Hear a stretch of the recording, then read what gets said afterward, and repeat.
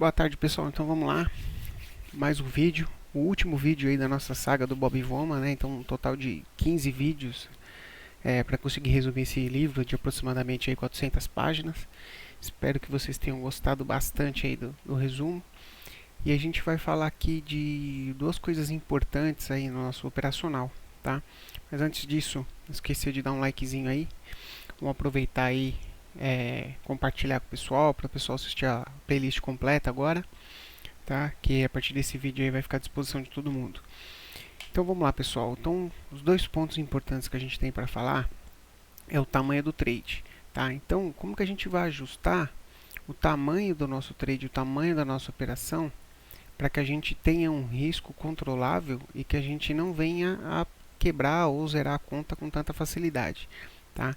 Então é muito importante a gente fazer sempre esse cálculo de como a gente vai fazer o tamanho da operação, tá? Então a gente deve arriscar no máximo de 1 a 2% do capital em cada operação. Então eu aconselharia 1%. Então, por exemplo, se você tem $1.000, então a gente vai arriscar no máximo $10 na operação, tá? Por quê? Porque dessa forma você tem que errar 100 vezes consecutivas o mesmo tamanho de mão para que você quebre. Isso é muito improvável. Então dá tempo de você errar, acertar, errar, acertar, errar, acertar, até que você chegue num total, né, que você comece a enxergar melhor o mercado e comece a acertar mais do que você erra. Lembrando que se a gente trabalha numa proporção de 2 para 1, 2 de risco para 1, 1 de risco para 2 de ganho, então se você acertar 50% das operações, você já está ganhando. Se você acertar 40% das operações, você já tá tendo um ganho operacional no final do mês. Então isso facilita muito, né, a gente conseguir finalizar com pontos positivos essa questão. Tá, então, isso dificulta muito que você quebre a sua conta, que você zere a sua conta por causa disso, né? E a gente vai fazendo um ajuste, né? A gente vai aumentar o tamanho da operação conforme aumentamos o tamanho da conta. Então, se você tinha, por exemplo, $1.000 e você vai fazer um trade de $10, né? Então, teoricamente, quando você tiver $1.100, você vai fazer um trade de $11. Lógico que esse ajuste não é tão curto. Você vai esperar, por exemplo, a gente vai esperar, por exemplo, ir para $2.000, né? Para você fazer $2.000 para você fazer um trade, por exemplo, de $20. O ideal é que você espere um pouco evoluir esse saldo para que você aumente. Então, se começou com 1.000, espera pelo menos 50%. Chegou em 1.500, então agora eu vou fazer um trade de $15. Aí você vai ajustar a mão para o trade de $15. Estou com 2.000, então vou fazer um trade de $20. Como que você faz isso? Você sabe que o seu trade é 10 pips. Então a gente tem um trade de 10 pips, certo? Então você tem que ir lá na sua corretora, que você vai fazer a operação de Forex ou no índice. Por exemplo, eu vou dar um exemplo do índice do índice Bovespa, porque a gente sabe a pontuação de cabeça, tá? Então eu sei que cada ponto são 20 centavos, tá? Então se eu vou fazer, o que seria aqui, vamos botar aqui 100 pips no índice, seria 100 pontos. Então eu tenho um stop de 100 pontos, certo? Se eu tenho um stop de 100 pontos, cada contrato vai me custar R$20. Então eu sei que o meu stop é R$20. Então para eu fazer uma operação de R$20, eu preciso ter 2.000 na corretora para eu assumir um stop de R$20. Se eu vou assumir um stop de R$40, deixa eu botar para cá. Se eu for assumir um stop de R$40, eu preciso ter R$4.000 na corretora. Então eu vou precisar de R$4.000 na corretora, que é 1%. Agora, se você assume, eu quero assumir 2%, né? Então como a gente fala aqui, quero assumir 2%, se eu tiver R$2.000, aí eu posso assumir um stop de R$40, como ele fala, tá, pessoal? Então é o que ele fala, para evitar que você quebre, tá? Se eu usar alavancagens maiores, pode dar certo? Pode. Mas você vai ter uma vida útil menor no mercado caso você ainda não consiga operar, caso você ainda não seja lucrativo, tá? Uma grande vantagem, né, que ele diz do Forex, é que a gente pode operar de forma bem pequena, né, e com isso minimizar nossos riscos, porque a gente pode usar contratos de 0,01 contratos. Então, por exemplo, tem corretora que tem mini índice Bovespa de Forex. Então, um trade lá, que por exemplo, na Active Trades, o trade mínimo é 0,05 contratos. Você vai fazer um trade, vai dar 30 centavos de dólar, vai dar 0,30 na verdade, né? Deixa eu apagar aqui. tá? Então vai dar, por exemplo, uma operação de gain vai dar 30 centavos de dólar. 30 centavos de dólar vai dar 1,50. Ninguém quebra perdendo 1,50. Então você tem tempo de treinar, treinar, treinar, começar a ganhar dinheiro, aí você vai aumentando a mão, aí você vai para 0,1, aí você depois vai para 0,5, aí você já está falando de R$ 30 numa operação, você já está falando aí de aproximadamente US$ 6 numa operação, aí você vai fazer um trade de um contrato, então você vai aos poucos evoluindo o tamanho operacional que você vai fazendo, então com isso você vai evoluindo financeiramente a sua conta, com risco sempre baixo de operar e de quebrar se for o caso, tá? Então você pode fazer operações de centavos, como eu falei, como operações de milhões. Então você pode, por exemplo, no SP500 operar 500 contratos. 500 contratos, um trade de 10 pips no SP500 vai dar uma porradinha grande, tá? Então é muito dinheiro. Só que você vai operar já direto com 500 contratos? Não. Você vai começar com 0,50, que é o mínimo, por exemplo, no Active Trades. Aí você vai para um contrato. Aí você vai para 1,5. Aí você vai 10 contratos, 20, aí você vai subindo até que você vai chegar lá, até que um dia a gente espera que você chegue lá 100 contratos. Um trade com 10 contratos, no S&P 500, nós estamos falando aí coisa de $100, $150 de ganho num trade aí mais ou menos com 10 contratos, um trade nesse estilo, tá? E com 5 contratos, uns $50, com um contrato 10, $15, tá? Então é bem tranquilo, dá para trabalhar tranquilamente, tá? Outro ponto importante é que a gente deve olhar a instrução dos ativos para calcular riscos e alvos, porque cada ativo tem uma pontuação diferente, um valor diferente. Então, por exemplo, o Nasdaq, ele tem o valor do ponto é maior do que do S&P, ou a volatilidade do Nasdaq é maior. Então eu não vou conseguir trabalhar 10 pips com 20, eu vou ter que trabalhar, por exemplo, 20 pips com 40, por causa da volatilidade. Então o resultado financeiro muitas vezes vai dar muita diferença. Então a gente tem que olhar as instruções dos ativos para calcular o risco e o alvo, olhar a volatilidade e tudo mais que eu vou falar para vocês daqui a pouco, tá, pessoal? Então, se a gente seguir aqui, ó, tá? Que ele fala que o mercado de Forex é um dos melhores mercados para realizar operações. Por que isso? Porque possui horários flexíveis. Você pode operar no horário da abertura do mercado americano, 10h30 da manhã, 11 horas, depende do fuso horário. Você pode operar na hora da abertura do mercado asiático, 10 horas da noite. Você pode operar na abertura do mercado europeu 5 horas da manhã. Então você tem várias opções de horários para trabalhar e de ativos para trabalhar. Você pode trabalhar milho, soja, Bitcoin, você pode trabalhar commodities em todo geral, CFD de contrato, CFD de índice, CFD de ações. Então você tem tudo que você precisar dentro do mercado de Forex, né? Então você tem ativos de todas as espécies para trabalhar, tá? Volumes altos negociados diariamente, então não tem problema de liquidez, porque no Forex você tem trilhões negociados todos os dias. Então você tem um volume muito maior, por exemplo, do que a Bolsa Brasileira, do que a B3, negociado diariamente, do que a B3 às vezes demora uma semana para negociar, um mês para negociar. Então a B3 dá 30 bilhões por dia. Tá, e nós estamos falando de Forex que é 1 trilhão por dia, dependendo do que a gente estiver falando, dependendo dos dias e volumes. Então a gente tem um movimento 20 vezes, 30 vezes maior do que a bolsa operado no Forex, tá? As operações são descentralizadas em várias corretoras. Então você pode escolher dentro das corretoras que trabalham aquele ativo, tá? Qual a corretora que é melhor para você? Na questão de abertura de conta, envio e recebimento de dinheiro, você vai ter várias, dezenas e dezenas e dezenas de corretoras, tá? Então você tem essa vantagem. E esse ativo ele vai ter precificado por várias corretoras. Então os robôs das corretoras vão precificar e vai dar liquidez para esses ativos, tá? Isso que é muito importante. E o que a gente tem que ficar de olho, que ele fala, é que a gente tem que ficar de olho na volatilidade com os horários das aberturas, né, das sessões, né? Então a gente tem que adaptar a nossa volatilidade. Como que a gente vai fazer isso? Você vai olhar o gráfico, vou mostrar alguns gráficos para vocês aqui. Você vai olhar o gráfico, aí você vai ver que o gráfico ele vai estar trabalhando assim, ó, devagarzinho.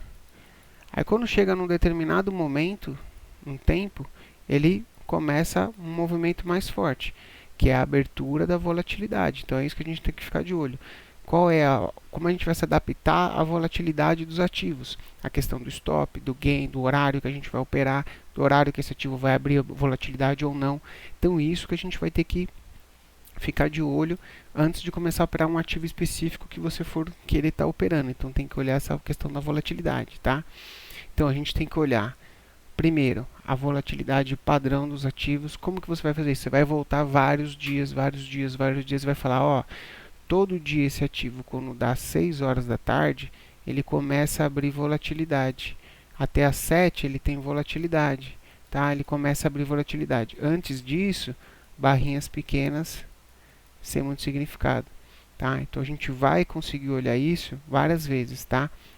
Então, tanto na volatilidade anterior do ativo, quanto na volatilidade próximo do movimento que você vai trabalhar, que é o movimento de abertura ou pré-abertura do mercado, tá? Então a gente consegue ver isso muito bem. Deixa eu ver se eu consigo puxar aqui para vocês. Por exemplo, SP e Nasdaq, tá? Então eu vou pegar para vocês aqui. Ó, deixa eu puxar aqui para vocês. Então, ó, por exemplo, esse aqui é o Nasdaq. Repara, tá? Então só para vocês entenderem a volatilidade. Então repara que antes da abertura do mercado, eu tenho uma volatilidade muito pequena, um volume negociado muito pequeno. Após a abertura do mercado, que foi nessa região, olha a entrada de volume e olha como abriu volatilidade. É isso que a gente tem que observar. Olha como não tinha volume, aí abriu o mercado asiático e abriu a volatilidade, porque no mercado asiático entrou um pouco de volume. Tá? Isso aqui foi de manhã, na verdade, foi o mercado europeu. Tá? Então, se a gente pegar aqui também, por exemplo, S&P, vamos pegar um S&P também, mesma coisa. Então, S&P a gente tem movimento pré-abertura de mercado sem volume, movimento de abertura de mercado com volume. Então, olha a diferença que a gente tem. Isso que é importante, tá, pessoal? É essa diferença que a gente tem que observar. Isso que é importante da gente observar. Tá ok? Nessa questão de volatilidade. Você vai trabalhar onde? Nesse período, ou você vai tentar pegar uma entrada quando chegar próximo desse período? Aqui vão demorar horas para o trade chegar no ponto. Aqui vão demorar minutos para o trade chegar no seu gain. Tá? Então essa é a importância da gente ver essa questão da volatilidade. Tá ok, pessoal? Então, vamos lá para mais um que a gente pode mostrar aqui para vocês. Então a gente tem aqui, ó, aquilo que eu falei. A gente tem um mercado sem volatilidade, tá? E você tem a abertura, esse aqui é dólar australiano com dólar americano, tá? Gráfico de 200 ticks, tá? Então aqui ele está mostra 200 ticks, tá? Esse gráfico aqui está mostrando 200 ticks. Então aqui, ó, a gente tem a abertura de volatilidade a partir das 10 da manhã. Então aqui você vê que já começa a fazer movimentos mais abruptos do que aqui, que são movimentos pequenininhos, ó. Movimentos pequenininhos, sem volatilidade. Tá vendo? Aqui a gente começa já a ter pernas mais voláteis. Então é isso que a gente tem que observar, tá? Nos gráficos, pessoal, para a gente adaptar a nossa volatilidade, tá? Nessa questão. Então vamos lá, mais um aqui. Mesma coisa, ó. Olha a diferença. Candles sem volatilidade. Quando começa a volatilidade? Às 8 horas da manhã. Abertura do mercado, tá? Do mercado europeu, 8 horas da manhã no mercado europeu, começa a entrar volatilidade. A gente começa a ter o quê? Candles maiores, candles maiores, candles maiores, candles maiores, ó, tá vendo? Ó, candles maiores. Aqui é tudo pequenininho, ó. Tá, pessoal? Então é isso que você tem que observar. Qual é o horário que você quer trabalhar? Você quer trabalhar o horário que não tem volume e não tem movimento e você vai ficar 2 horas no trade, ou você quer entrar no mercado que você vai ficar 5 minutos no trade, 10 minutos? Tá? Então essa é a questão que a gente tem que observar, tá? E para a gente finalizar, tá? Então o último slide aí para a gente finalizar. O que a gente tem?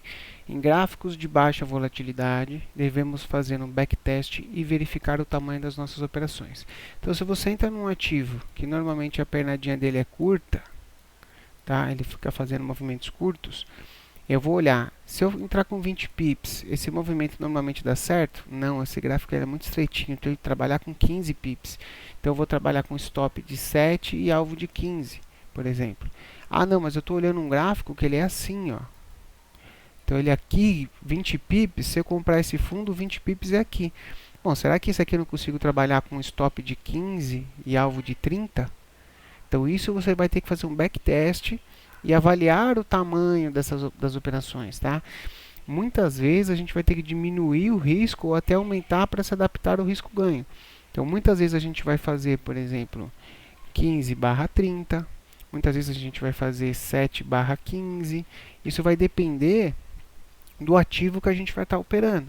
Por exemplo, eu no índice faço uma média de 150/250 ou 150/300, mas às vezes eu faço a saída antecipada, normalmente é 200 a 300 pontos que eu pego. Então tudo isso a gente vai ter que adaptar e eu adapto isso constantemente conforme a volatilidade do mercado. Se eu vejo que o mercado abriu volatilidade, eu vou fazer trade de 400 pontos. Se eu ver que o mercado diminuiu a volatilidade, eu vou fazer trade de 150 pontos, com stop de 75 pontos, como foi antes da pandemia, sem problema nenhum, tá? Então, né, dessa forma a gente vai estar sempre adaptando nossos trades conforme a volatilidade do mercado ou ativo. Aí aqui, né, a gente tem que prestar atenção porque o ativo de tempos e tempos, como eu falei do índice, ele muda a sua volatilidade. Porque antes da pandemia eu tinha um cenário macroeconômico. Então o índice ele vinha no seu galgando os seus preços com volatilidade pequena. Um dia que subia 1.500 pontos era muito. Hoje você tem dia que sobe 4.000 pontos, tem dia que cai 4.000 pontos. Hoje, por exemplo, vamos pegar um dia de hoje. Hoje o dia do índice ele está numa volatilidade muito grande e ontem não tinha essa volatilidade. Então, se a gente pegar um índice hoje, tá, da sua máxima até a sua mínima, nós estamos falando de 3.000 pontos. Tá? Se a gente pegar o índice ontem, tá, o mesmo índice, tá, pessoal? Mesmo com notícia, sua máxima da sua mínima 2.700. Anteontem, máxima de mínima 1.100 pontos. Então, a volatilidade muda praticamente diariamente. E como que você vai pegar essa volatilidade? Observando, observando. Quando você olhar, você fala assim, não, essa volatilidade está muito alta, para mim não dá, eu fico fora. Eu falo, não, eu não vou fazer essa operação porque a volatilidade está alta, eu vou ficar de fora. Porque se eu entrar, eu vou tomar porrada. Se eu entrar, eu vou tomar stop, porque meu stop, né, meu stop para o gain pode estar desconfigurado. Nisso ele vem, belisca teu stop e vai no gain. Tá? Acontece muito isso, tá, pessoal? Bastante, bastante mesmo. Tá? Então, para a gente finalizar, tá? É isso. Espero que vocês tenham gostado. Essa questão do ajuste é muito importante da volatilidade, tá? Espero que vocês tenham gostado desse resumo.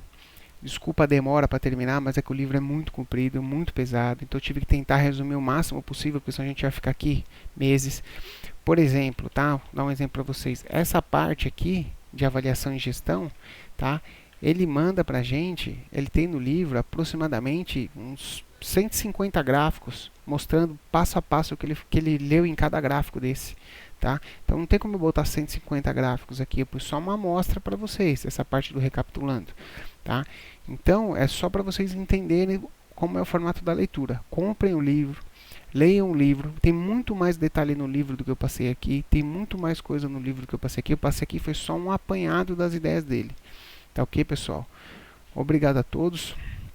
Semana que vem já tem novo resumo começando. Um livro muito importante, espero que vocês gostem. Deixa eu pegar o livro aqui para vocês. Tá? Ninguém dá muita bola para esse livro por causa do título, tá? Mas é um livro muito interessante, que é esse livro aqui, Análise Técnica para Leigos, que eu vou começar a gravação na semana que vem. Tá ok, pessoal? Boa tarde a todos, bom descanso a todos, bons estudos e até a próxima. Fui!